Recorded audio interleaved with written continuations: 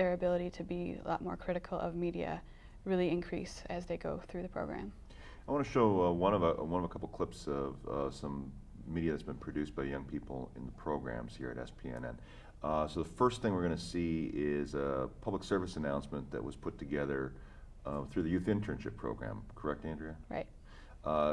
Anything we should know to set this up like they do in Hollywood? Yeah, I didn't prepare how to set up the clip, but I wasn't part of this intern program last summer. I was out last summer, but the first thing that youth do in the intern program, like we said, is identify their communities that they belong to, and identify things they want to change in those communities. And the public service announcement is the first piece of media that they produced in the program, and that may be enough of a teaser here as we go into it. Yeah. So, okay, let's have a look at the PSA that people produced in the youth internship program here at SPNN.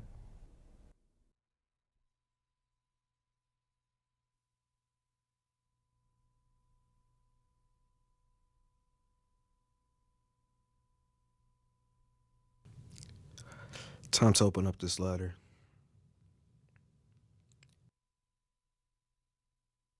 Denied. Man, this is some bull. God, why does this have to happen to me?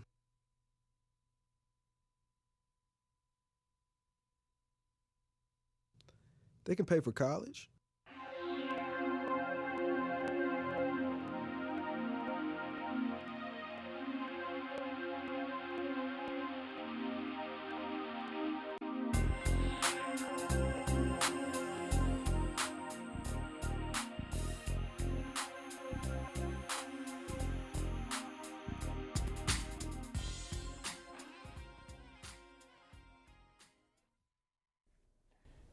Now, I know you weren't involved with the production of that public service announcement, but just kind of talk about the process of what goes on when you get a group of young people together to sort of figure out messages that they want to try to communicate about, and then how they tell those messages. Can you talk a little bit about just kind of how that works? Yeah, well, like I said, we do a lot of activities around identifying communities, and we define community really broadly as anything that a group of people share. So people talk about identifying with cultural community, religious community, a neighborhood, and so each intern ends up having sort of a handful of communities they feel like they identify with, and they share that with the group. And then they do a lot of journal writing and small group sharing, and like a example journal question that would help them decide on a PSA topic would be, choose one of the communities you've identified that you belong to, and if you were given unlimited resources and millions of dollars, how would you change that community? And through that, they end up coming up with a lot of topic ideas and things that they see as things that need to change in their community. How powerful is expression for the young people who are involved in the programs? Well, I think it's really important to give youth places to express their ideas and experiences that are going on in their lives. And I think one thing about our programs that is really great is that for a lot of youth, they may not have in their space in their lives where that is going to happen, and they may not be succeeding in school very well, or they may not have found an after-school activity that suits them. And so we often find a lot of young people in our programs that haven't found that place, but really have a lot they want to say, and are really interested in making change in their communities or making the world a better place. So I see that that is a really valuable part of our programs, is just the transformation that takes place from giving a young person a place to kind of learn a skill, but also have a voice. If you're just joining us, you're watching the St. Paul Forum. I'm Mike Wassenaar. We're giving you sort of a behind-the-scenes look at SPNN by talking with a couple of people who are involved with our youth media programs. Nicola and Andrea Lehmann are two of the staff who make things happen in the youth department, which actually has a whole host of different projects that goes on. Chief among them that we've been talking about during the course of today's program, the Youth Internship Program, which occurs over the course of a summer, an intense, really summer experience for youth interns here at SPNN, and then the Set It Up program, which is an after-school program, which has been going on for a number of years here, but is now sort of a full after-school program that goes on during the course of the entire school year. If you want more information about SPNN youth programs, go to our website, which is www.spnn.org/youth. And you'll find media that has been produced by young people in our programs, as well as information about programs that maybe you could be a part of.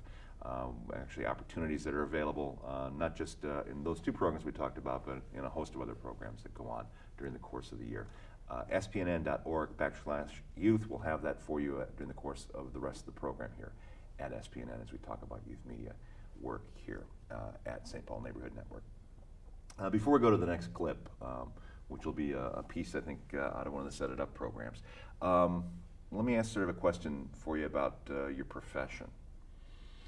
I often have a hard time kind of describing, to people why I got involved in community media. And I work at a community media center, and it's kind of a rarefied profession, kind of a rarefied topic. You guys are youth media practitioners, right? You're youth media professionals. How do you get involved in that job? Go first. Well, I think it's an interesting merging of two different fields, and that I think a lot of people come to youth media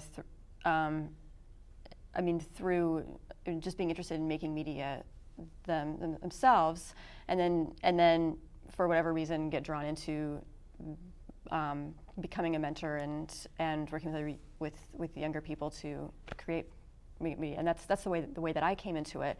But looking back at my life and the things I was doing before I went into doing media, I think it all kind of makes sense, in that I've always been interested in youth and youth voice, and creating different spaces where youth can engage in their communities and take action around issues important to them. So for me, really, media was just a tool for that to happen. And then I think there's I